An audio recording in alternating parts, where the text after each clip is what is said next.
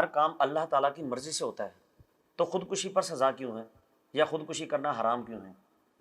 हमारी शरीयत के हिसाब से कहा जाता है कि हराम है, और ख़ुदकुशी करने पर हमारी जो पाकिस्तान की जो हुकूमत है वो भी सज़ा देती है, उसको भी पकड़ा जाता है, जब काम अल्लाह ताला की मर्ज़ी से होता है।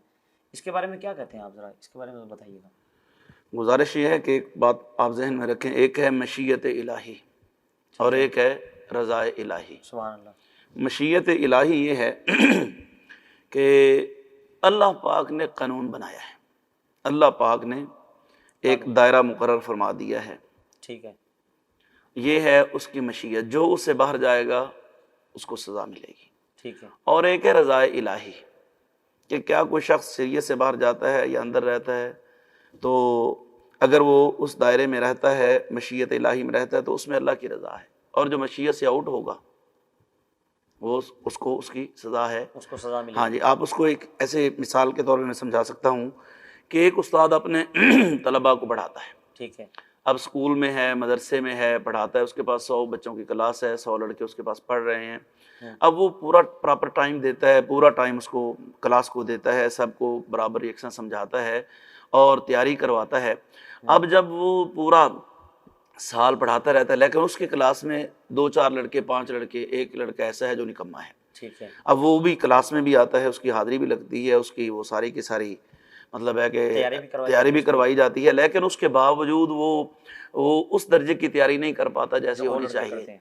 अब जब उस्ताद मतलब पेपर बनाता है, सवालात बनाता है, इम्तिहान लेता है, तो जैसे इम्तिहान लेता है सारे के सारे लड़के उसमें पास हो जाते हैं, ठीक है, लेकिन वो लड़का फेल हो जाता है। फेल क्यों होता है? कि उसके नंबर कम है। अब उस्ताद की उसको फेल करने में उसकी मर्जी नहीं है। अच्छा जी, कि उस्ताद उसको फेल कर रहा है कि मैं, वो चाहता नहीं है, वो चाहता नहीं कि मेरा स्टूडेंट है, मेरा शागिर्द है, मैंने इसको सवाल पढ़ा है, बच्चों की तरह है, वो उसको फेल नहीं करना चाहता। लेकिन वो जो उसका जो कानून है कि सब 33 नंबर वाले पास हैं, तो 33 नंबर वाले पास हैं, तो उनको भी इसको चाहिए था वो अब पास होता उन नंबरों में।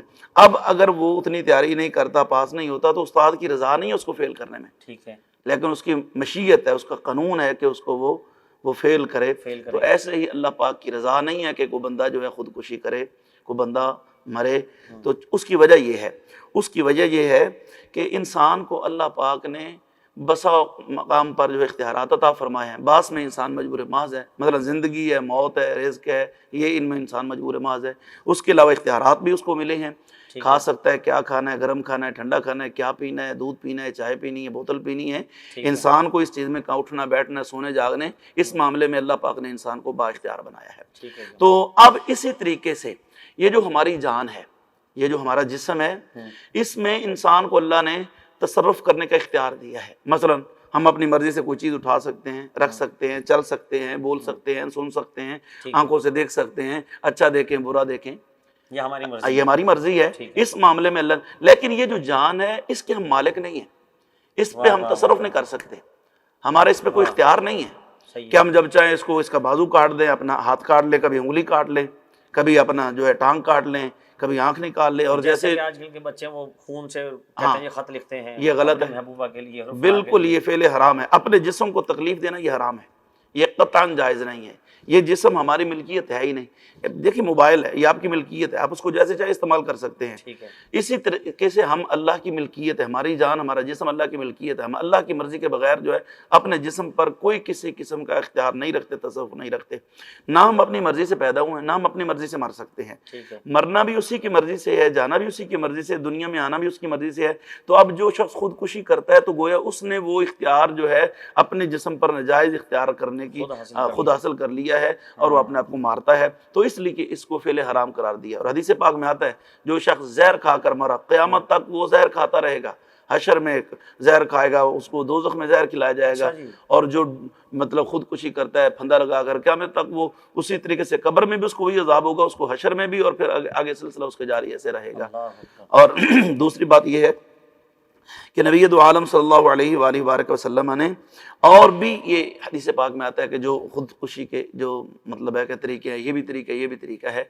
तो ये चीज़ें जो हैं, और इसमें एक और बात आपको ऐड करता चलूँ, ये जब हम अपने जिस्म पर कोई तसर्रुफ नहीं रखते, कोई इख्तियार ही नहीं रखते हम अपने जिस्म पर, तो ये जो गुर्दे कहते हैं जी मैंने अपना गुर्दा फलां को दे दिया, मैंने डोनेट कर दिए, मैंने अपनी आंख फलां को दे, भाई ये तुम्हारी है ही नहीं, ये तुम्हारी है ही नहीं, जब तुम्हारी है ही नहीं तो तुम्हें क्या इख्तियार है। और बाज जो मरने के बाद, जी मेरे मरने के बाद गुर्दे फलां को दे देना, मेरी आंखें फलां को दे देना, जैसे गैर मुस्लिम करते हैं, इस्लाम में इसका कोई तसव्वुर नहीं है। हमारे इस्लाम में तो मुर्दे की मरने से जिंदगी में जो इज्जत होती है उससे ज्यादा इज्जत मुर्दे की मरने के बाद होती है। आप देखें आगे पीछे कुछ नहीं पूछता, लेकिन उसको कांधों पे उठा कर ले जाया जा रहा है और उसको बेरी के पत्तों से गर्म पानी में नहलाया जा रहा है, क्योंकि अच्छे तरीके से उसका बदन साफ हो, उसको अच्छे कपड़े पहनाए जा रहे हैं और खुशबू लगाई जा रही है। सरकार अलैहिस्सलाम की उसको ज़ियारत होनी है कब्र में, और मुल्क का सदर है वो पीछे चलेगा, वो जो है वो गुनाहगार है, मुत्तकी परहेजगार है, उसको कांधों पे उठा के फ्रंट पे ले जाया जा रहा है।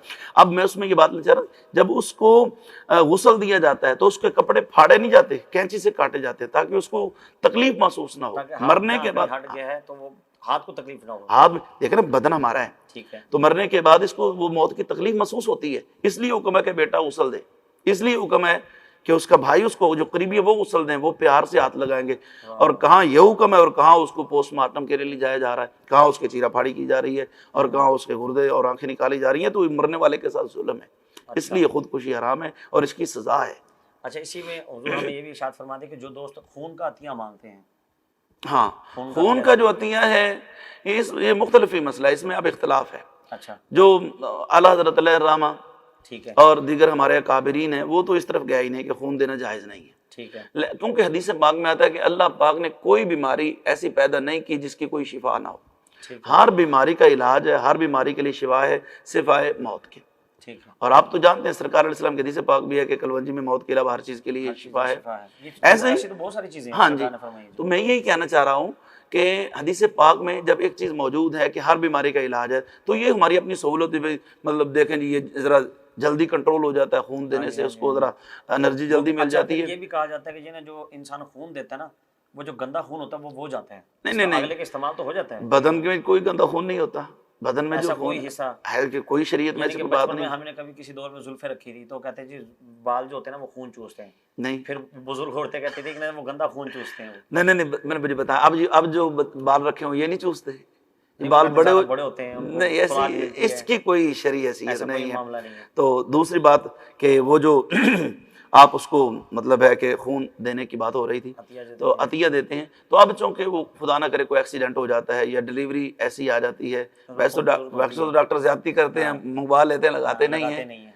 तो अगर ऐसा कोई मसला है, जान जाने का खतरा है, तो फिर चले इस शरीयत में इजाजत किसी हद तक है, लेकिन एक उसको जरूरी नहीं है कि और अद्वियात को छोड़ के इसी पे लगाया जाए। यानी कि अगर अद्वियात से काम होता हो तो पहले उससे लिया जाए। हाँ जी, अगर खून के अलावा काम ना हो तो फिर खून पे। जी बेहतर हो गया।